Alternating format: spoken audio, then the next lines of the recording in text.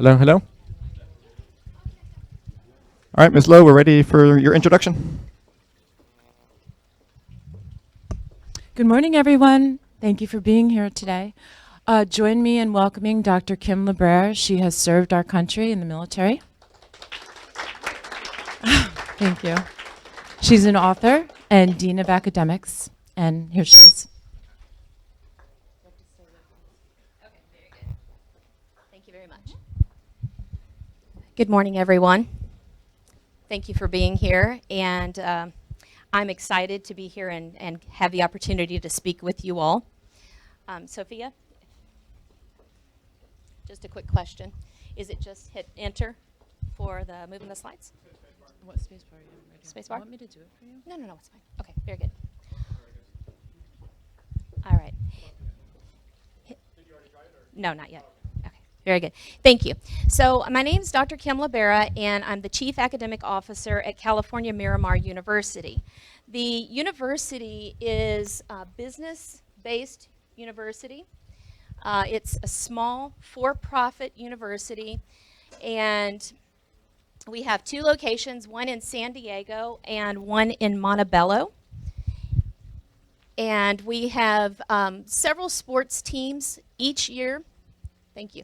Each year we add to our sports offerings. Currently we have a baseball program at both schools in San Diego and Montebello. And in Montebello we have a female basketball team and a male basketball team. Each year we add sports onto our offerings, and next year we plan on adding soccer here in San Diego. So I'm really excited about that particular program. As the Chief Academic Officer at California Miramar University, I oversee all of the academic programs and the faculty and make sure that the program is offering our students and graduates the degree that they'll need to get the job when they get in the field.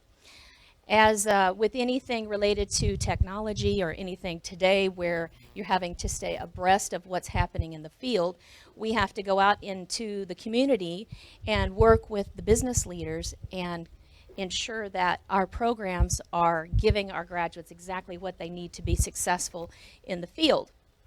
What I've found over the last 13 years is that thanks to technology, it requires us to change on a continual basis. There's no more complacency in society. You must continually improve what you do to be the best, to stay on top and be competitive. And you'll all find that when you get out into the field. Our degree programs are from the bachelor's, the master's, and we also offer a DBA, which is a doctorate in business administration. Within the different programs, we also offer specializations such as sports administration, HR management, human resource management, finance, marketing, and we will offer more based on the need that we find in the field. Every so often, we bring the business leaders together and we ask them, so when you have candidates come in, or when you're interviewing, or when you're starting up new positions, what are the skills that those particular candidates need in order to be successful? They give us that information, and we use that to create and to build our programs as we go. What happens over time is sometimes we find that certain programs, certain careers go to the wayside. Some of that has been caused by technology. For instance, many eons ago, I worked as what was called a proof operator. Okay, does anybody know what a proof operator is? Nope. Okay, that's because it doesn't exist anymore.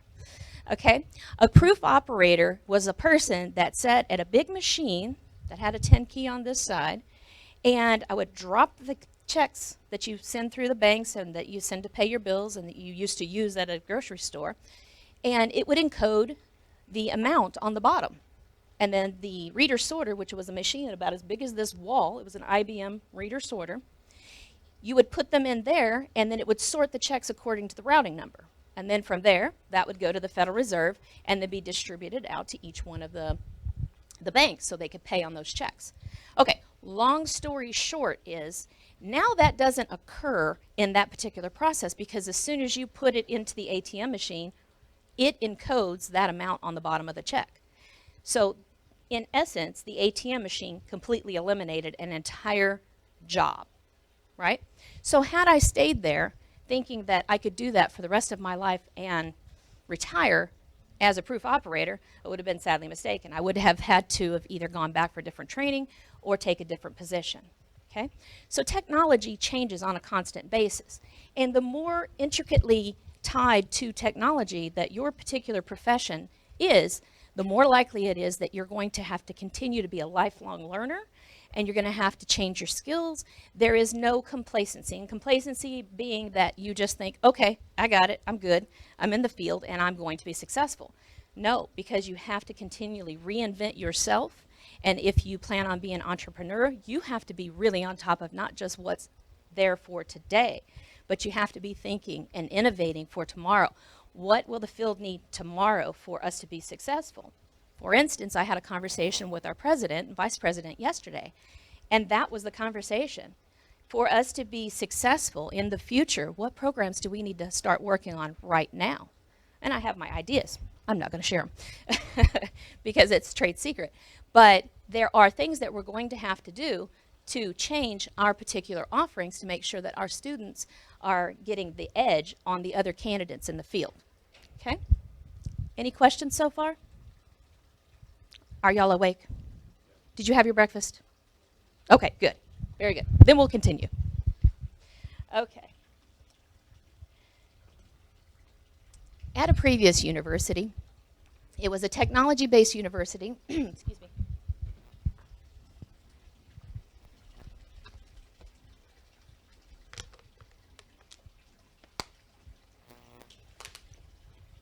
In another life, I worked at a technology-based university. And all of our programs had something to do with technology, networking, information systems, so on and so forth. And in that particular school, I oversaw the academic department, the registrar, student services. All these things required that I know a little bit about everything that had to do with those degrees. So I'm not a programmer, I'm not a networker, but I had to know enough to be dangerous, as they say, right? So we had to stay abreast of what was happening in the field, and one of the things that was implemented in those particular programs was the use of software. That is how that particular university differentiated itself in the field. And that's something that you'll have to do as entrepreneurs too, is make sure that whatever product or service that you want to offer, that you differentiate yourselves from the others. What makes you special? Okay? Let's just take, for example, Uber, right? Uber recently took the market share, a third of the market for taxis, what they used to have the market on, the complete market, right? So now Uber has not only taken their market share, but went past, completely surpassed what they were able to do. And why? Why do y'all think that was possible? Technology. It was possible because of technology. Instead of the old system of going to the airport and waiting for the guy to come down there and you wave him down and everything, now he's there waiting for you. You're not finding him, he's finding you. Uber Eats. They come and deliver your food. If you don't feel like getting out of the office or leaving the school and you want to order something, you order it online. And they come and deliver it to you. And it's the greatest thing. How many of y'all have used Uber Eats? Okay, yeah, it's fabulous, right? You put your credit card information in, they deliver it to you. You don't have to tip them or nothing. You just grab and go, right? Greatest thing ever.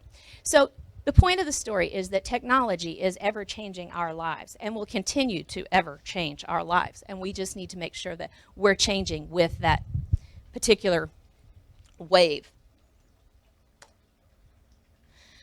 Prior to becoming an administrator and a professor at a university, I was a K-8 teacher. So you're the crowd I would be working with and that I truly enjoy working with. I have taught everything from kindergarten all the way through doctoral students. And I actually got my start as a teacher in a virtual school. So I was at home and the school was completely structured online homeschool. So I worked with technology every single day of my life. I know the ups and downs of it. I know how sometimes presentations will give you problems in getting them set up, and that's just part of technology. As I went through working for that school, I decided it was time to continue my education. I went on to get a doctorate in educational leadership, which has helped me to get where I am today. So always keep in mind, if you want to progress in life, continue your education, continue to be a lifelong learner. Okay, so in the field of education, it's very important that you continue to publish, because that's what gives you kind of status, credence, to continue to move on. And people want to see that if you're in education, that you're keeping it up an eye on the pulse of what's happening in the real world. Because all too often, academics tend to go right in the classroom, or they go right into the lecture hall, and then they kind of forget about what's going on outside in the world. So it helps if you publish. When I went through my doctoral program, I published The Characteristics and Attributes of Virtual Teachers, a Training Perspective.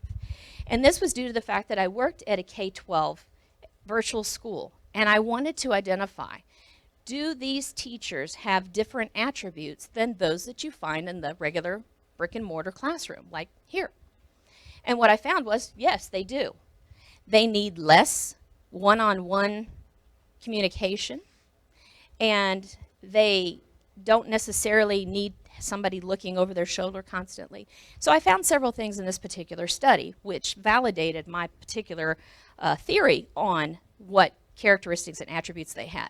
In addition to that, I also, at the same time, started looking at students and what they needed, and finding out that their personalities sometimes lead to those same things, that there are certain personality types or certain students that they feel very comfortable being in the virtual setting as opposed to the on-ground setting. They are the students that they don't necessarily need to have the friends there. They just want to learn the content and move on. And this is true for kindergartners all the way through graduate students. So anyhow, that's kind of my passion, education tied to technology. Later on, and I didn't put it up here because it wasn't related to technology. But later on, I wrote another book. It was called, or wrote a book called You Deserve Love, Is He Right for You? Now, the title's a little misleading because it seems like it's written totally for girls, but it's a book based on how to identify a good relationship and how to avoid a bad one, which unfortunately in school we don't receive any kind of curriculum on how to avoid this particular problem. And we usually don't learn that particular lesson until we're grown, and then we realize, oh, shoot, I shouldn't have, dated this particular guy or girl. So my book is meant to help people, young people, identify these areas of concern long before they get into a serious relationship with serious consequences. Next up, I published a chapter in a book on cloud-based education in its relation to STEM education. So cloud technology allows for education to go to a different level. Instead of having a university that has to hold a lot of information and have a big infrastructure to support resources for students, cloud-based computing eliminates a good part of that infrastructure, allows for real-time charging of that particular infrastructure. So let's say you've got a small university. You can offer about the same resources that, say, Harvard can offer you, but it's scaled down to what that particular university can afford. So that's the great thing about cloud computing, is it opens doors for smaller universities to give a really good education to its students. With STEM education, STEM is very, very important. As you all know, you're in a STEM-based school, right? And to stay current in the world, to become, again, the leader that we once were, we need you to go out and do great things using your STEM-based education. That's what's going to make us number one again. I don't know about Mr. Trump, but we'll see, right? You are what's going to make a difference in the world.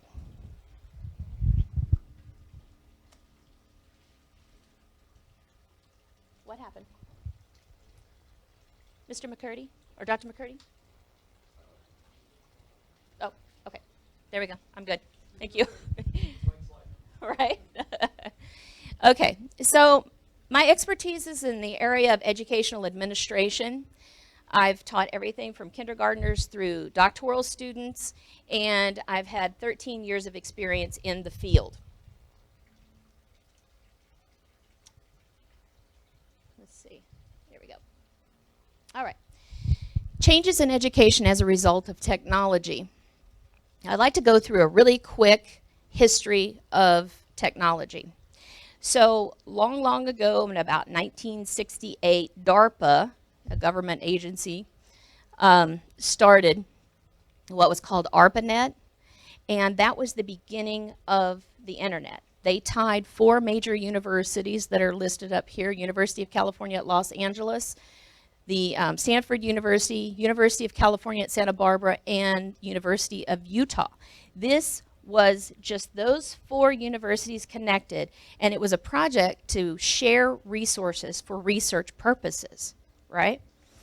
And then from that, it grew into something bigger, and eventually they released it to the public, and then it just blew up, right?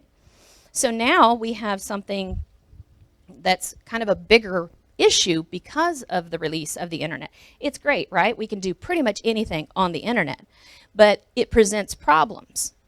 So first it presented problems on a micro level, right? So somebody gets a hold of your information, they change your whole life very negatively, right? If they get a hold of your personal information. Or there's a breach in technology and the security of it, right? With one of the companies that you do business with. Well, at this point, now it's not just on the micro level, it's on the macro level. We have countries, they're hacking other countries, causing major problems, and this, that, and the other. So if you stop and think about how intricately tied to technology we are, if another country decides they want to mess with us, and they get into, say, our infrastructure, our water supply, or whatever, they can mess with how things are given to us and what happens in our world. So the importance of technology and us staying on top of it, and y'all getting a really good education in this area, is right now in San Diego, the estimated growth rate for network security is 900%. You are in the right spot in the right time if you want to work in network security. How many of you are interested in network security? Excellent. Good. You're going to have jobs for sure and probably get paid really well. There are a lot of defense contractors right here, and they're going to be hiring high school grads. This is something new. It's usually they're hiring graduates from college and so on and so forth. I'm sure that if you get in, you'll need to get a college degree, but for right now, they're hiring from high schools. So if that's something you're interested in, make sure you go down that avenue. Don't limit yourself, okay?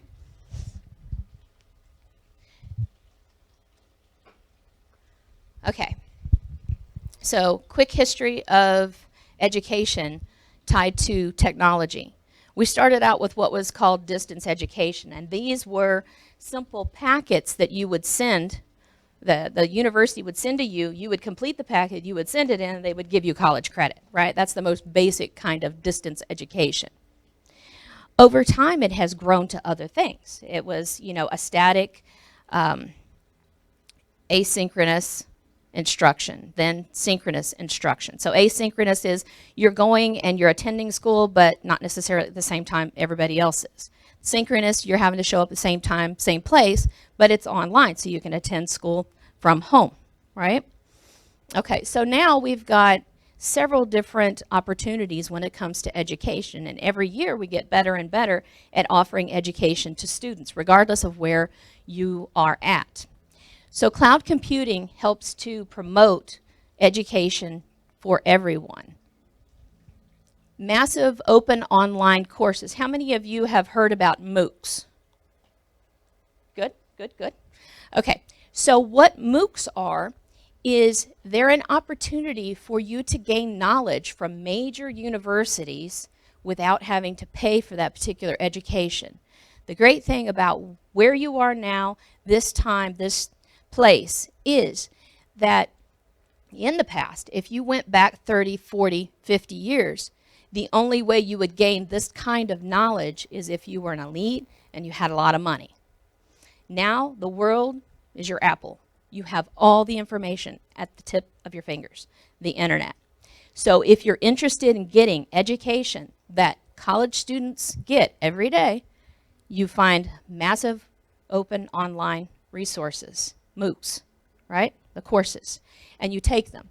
I've put a list up here of some of the major universities that offer MOOCs: Rice University, Northwestern, Brown, Emory, and so on and so forth. MIT is on there as well for anybody interested in technology, okay? So there's a lot of information, a lot of resources for you out there. Take advantage of them. Make yourselves marketable in the field. Even if you don't go for a degree, you would, at the very least, can attend some university classes and get some sort of documentation that you can put on your resume and make yourself the more desirable candidate when you're interviewing, okay? Any questions so far? We still awake? Okay, good. Okay, so now I want to talk about technology in particular. Think about how technology affects your particular life. Can anyone tell me something that you do in the day that does not involve technology? Yes? Sleeping? Okay, good, very good. And in order to wake up, what do you use? You just wake up? What does most everybody else use? The sun, okay, good, all right. What about a clock? Yes. Okay, walking, very good. When you're walking, do you use a pedometer? No? How many of you use a pedometer when you walk? Okay, very good. And those of you that maybe don't wake up to the sun or a sister or a brother, maybe an alarm clock or your phone, right? Okay, anybody else? Yes.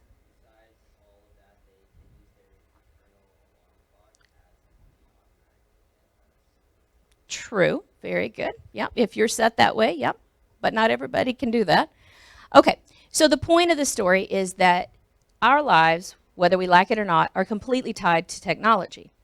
The water that runs to your house is from a water system that the city sets up, the state sets up, and that comes to you, and that's on timers and technology that is made to deliver it to you. That it goes through certain filtration processes, that it's cleaned a certain way at a certain level to make sure that it's safe for you to drink and use, right? So everything that you can think of is addressed by technology. There's no way around it. Okay, so my idea is that technology sometimes causes complacency, that we get comfortable with it. For instance, you can use spell check when you're doing your assignments, if you're doing them on a computer, right? But if you complete an assignment on paper, if you're used to using spell check, what if you have to spell it on your own? Do you always get it right? Or have you become reliant upon the technology to fix it for you? I know my son does. He's 12, and I see that he goes through that. He goes through the writing process, but without spell check, has some problems, right? Or using a calculator to do your math. The point of the story is that technology affects every part of our life. Let's see.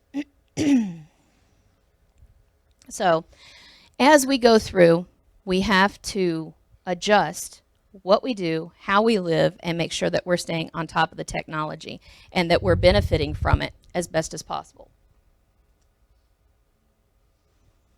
As I've already noted earlier, we've moved from, or we're moving more towards from a brick and mortar school setting to a virtual, and that's from kindergarten all the way through the doctoral programs in universities. Knowledge is available to anyone, anywhere, anytime. So that's a great thing. That, again, is a huge difference from when I was a kid, when my parents were kids, because it was not that way. If I wanted knowledge as a kid, what I would do is I would walk to the library and I would go check out a complete stack of books and go home and read and then take that entire stack back. You don't have to break your back like that if you want knowledge. You simply get on your smartphone or get on your laptop or your iPad, right? And the world is at your fingertips, which is great. So you are at a wonderful point in time, and I would have loved to have been in your shoes when I was a kid, because you have so many opportunities. It's very exciting. Okay, so I wanted to go through how technology has changed and is affecting us as of now. And before I continue with the presentation, I was speaking with a student this morning who was talking about Tesla, which, where are you at? Are you in the room? You raise your hand? Tesla, very good. Okay, so thank you, by the way. Tesla, how many of you are familiar with Tesla? Excellent. Okay, so who's a fan? I love Tesla. I think it's a great idea, great concept. It's very exciting, right? That for years and years and years, when I was a kid, they were always saying, well, we have to find a solution for, you know, the combustible engine and this and that. How many of you have actually went down and seen a Tesla firsthand? Are they not awesome? They're fabulous. So what's most intriguing about a Tesla is that they only have a small number of working parts. When you walk out to my car, God knows, I don't even know how many parts there are there. I wouldn't want to deal with it. But the Tesla, I believe, had 12 working parts, which is awesome. Because with that amount, it's easy to deal with that particular car. I talked to them, and they said that their cars can go 1,000,000 miles. Most cars go 100,000, 200,000 if you're lucky, but 1,000,000 miles. So fabulous. I'm totally sold. I want one, but we'll see how everything goes. They are currently working on getting the infrastructure built across the United States. They have a plan. They, will show you if you go in there. If you get a chance, go in and see a Tesla and let them talk to you about it. It's just amazing. But that's just one technology-based company that has just exploded and done many great things. And if they're allowed to continue on, I'm sure they're going to do many more. So I'm very excited to see what they do with their next step. I know that they've got the smaller car, and they did their really great thing with their marketing of trying to get that in and fund that with the $1,000. Are y'all aware of that? Yeah. They asked, if you want the car, put $1,000 down. Did you get one? Oh, good job. Yeah, in a year? Okay, very good. Yeah, I'm very excited, so I'm going to come visit you. I have to see it. So, yeah, some very exciting times that we live in. And, it's just amazing. So another technological advance that is very exciting is 3D printing. How many of you have dealt with a 3D printer? Do you have one here on campus? Yeah? Perfect. Okay, very good.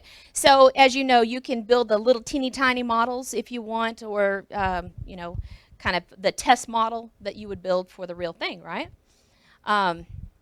But they actually have 3D printers that are very large and can actually print houses, which is very cool. Or you can print a complete car. So we're doing some amazing things with technology these days. Lean manufacturing. Back in the day, Henry Ford, you may have heard of him. He created the car, right? The Ford, Model A, Model T. At that time, there was no differentiation in what was offered with that particular line. It was just one line, and what you got from the beginning to the end was that particular car. There was no differentiation, no change in color. The color that you got was black, and that was it, no other color. So now we have what's called lean manufacturing. Lean manufacturing allows for easy changing of that particular production line. So I can say, I want 5 Chevy Camaros convertibles in charcoal gray right now, and they'll roll down the line. And then I can put in some codes, make some changes, and next thing you know, I've got, a Chevy Silverado, okay? The importance of that is that for a long time with the old model of production, you had to keep major inventory. That's why it's called lean, because now you don't have to keep major inventory. You just put in the code, and this is what I want, and this many colors, and this and that, and it moves down the line, and you are basing your orders or your production on actual orders, right? Not just what we might sell in the future. It's actually what's being sold. So it's pretty interesting times we live in, and I'm glad we're getting away from the ecological waste that we did in the past. So let's see, banking. Banking is affected with technology because think about it, in the past, if you had to make a deposit, and the teachers will probably be a little more relatable to this than y'all, but in the past, if you wanted to make a deposit, you had to get up, go to the bank, put it in the ATM, or even worse, before ATMs, you had to get up, go in when the banker was there, and make a deposit, right? Okay, so now it's so convenient. You just put it on your smartphone, take a picture, boom, it's done. Okay, so really good things happening. Market research. How do you think market research is done today? Any ideas? Yes. Tracking internet usage. Okay. When you're signing those terms of agreement, which we never read, right? We just go, oh, I just want access. Just give me access, right? You're giving them access to you and your buying habits and the things that you like and the things that you do, right? So you're giving away a lot of information to them. They sell that information to marketing companies that use that to advertise to you so that you'll buy their products. Shipping. Shipping has become automated. We've got several different flavors of shipping, but I think the most intriguing shipping process that's come out recently has to do with Amazon Prime and their drones. So they were working on this. It was a couple years ago that they were working on it. So they're trying to see if they can cut down the shipping process. Have distribution centers very close by, and then you order whatever the product is. They pick a drone, it picks up the product, drops it at your house, and then comes back. Pretty intriguing, pretty cool. But they've ran into some issues just with the drones themselves because, as you know, drones are used for several things, and now they're out there for everybody to buy. There's some privacy issues. Some people get worried that people are using or companies are using the drones to spy, check on this, do that. In addition to that, sometimes people use them for weddings because it's kind of cool to have that aerial view.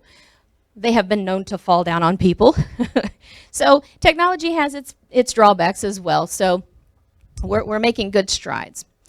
Most recently, technology has affected how our department stores are run.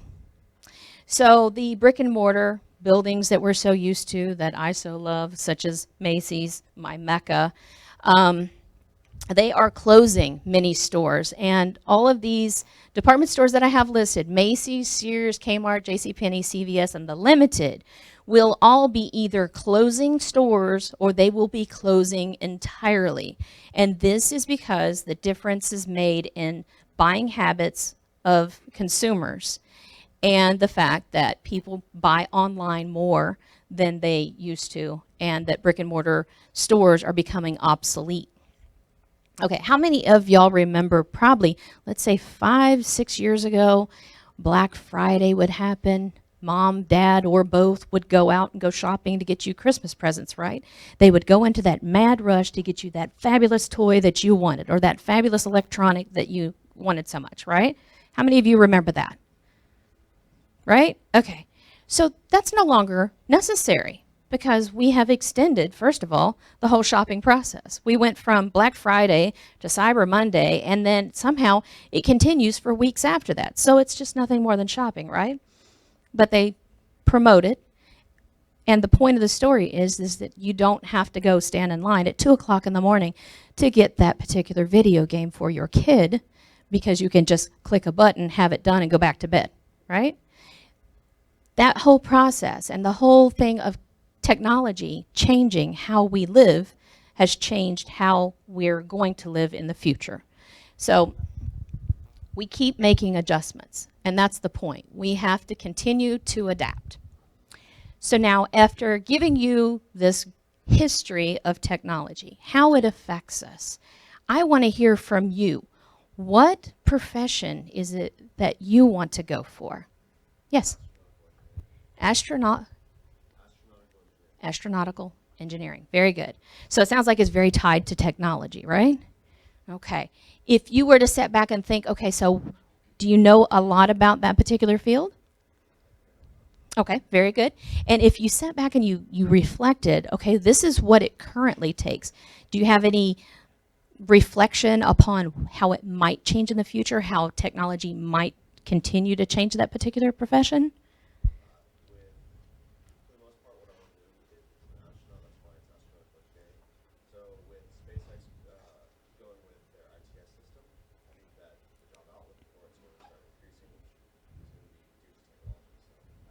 Okay, very good, very good.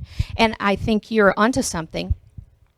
There's a company called Solar City. Are you familiar with them? Okay, very good. So Solar City is it's run by a gentleman. I forget his name. I'm not good with names, but anyhow, the point of the story is that he has another company that he's funding, and it's for space exploration. So for the first time, space exploration will not be just through countries, but actual private citizens. So it's an exciting time for you. Yeah. Okay, very good. Yes. SpaceX, very good. Thank you. Good. So are you interested in it as well? Oh, okay. Computer science. Okay, very good. So definitely your profession will change with technology on a daily basis. Yes.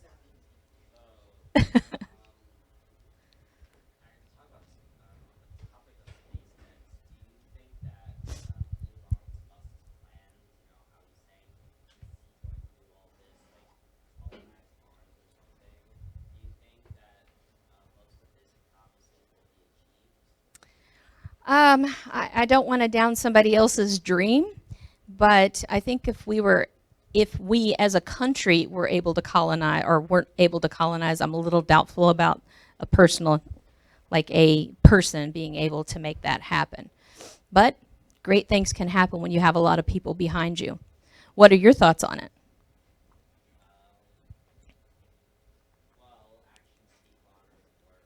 Hmm.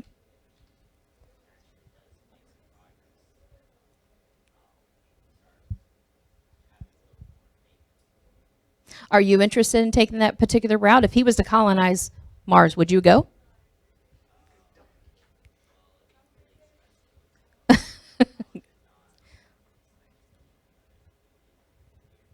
Well, true. But you're young, so there's still time. Yeah. Did anybody else want to share what their profession was? Yes. Veterinary medicine. Okay, very good. Can you think of how technology might affect your particular profession? Operating. Very good. Okay. All right. Anyone else? Okay. All right. Do you have any other questions or comments? Yes.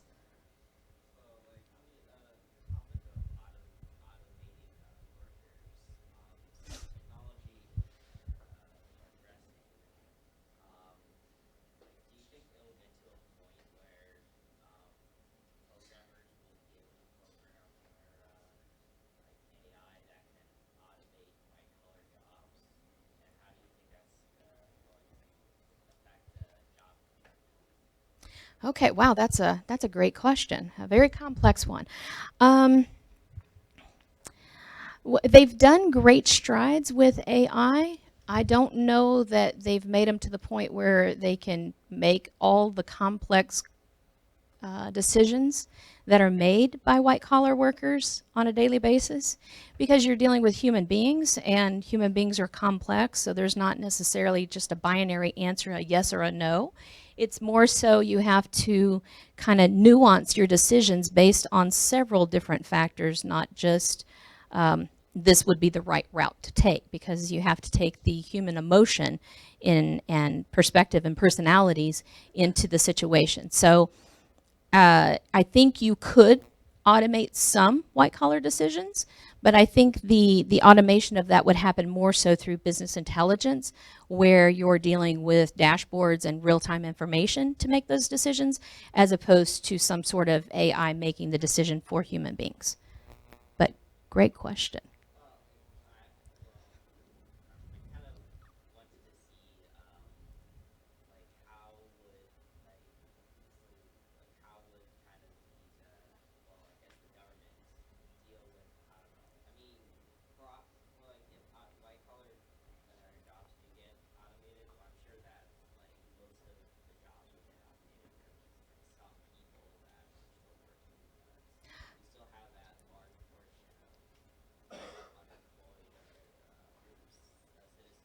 Mhm.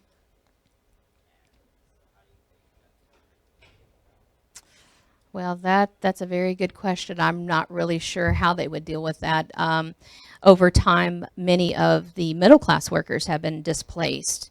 And what I've seen over the last 25 years is that we went from a production-based country more to a service-based country.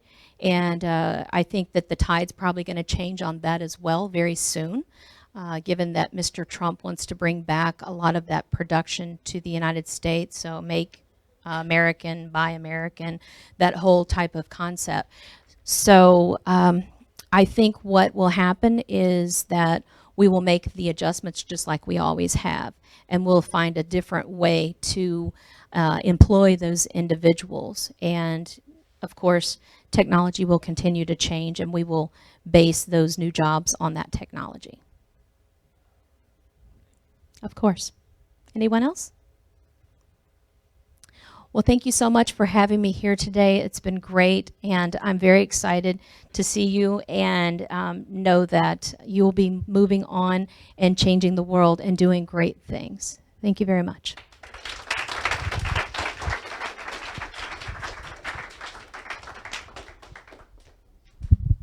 Thank you so much, Dr. Librera. We really appreciate it. The takeaway from today is change is inevitable, and we have to move with change, be ready for change, be inspired about tomorrow. This has been a central tenet for all our speakers, and I know that this particular student body is looking to the horizons of tomorrow. Thank you so much for your attention, and I'll see you a little later. Bye-bye.